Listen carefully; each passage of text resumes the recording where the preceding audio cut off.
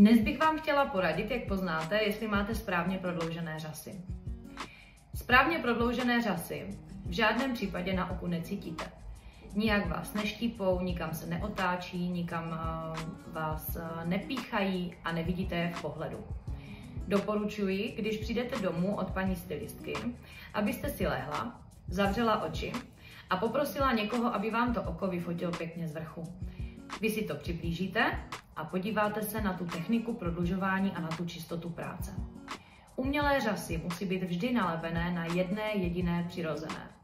Nikdy tam nesmíte vidět žádné slepence, chuchvalce, kuličky lepidla, nebo dokonce nějaké spoje, které se odchlipují. Ta vlastně umělá řasa musí přilnout ke kořínku řasy a tam to musí splynout vlastně dvě v jedno. Nesmíte vidět ten přechod, nesmí se to tam od sebe rozpojovat.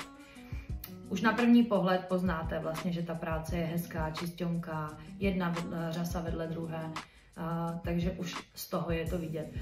Pokud na tom oku uvidíte jakýkoliv takový nedostatek, tak si dejte pozor, protože pokud vaše stylistka nedodržuje úplně dokonalou techniku lepení, tak hrozí, že vám velmi brzo zničí vaše přirozené řasy tak, že už vám nemusí nikdy dorůst.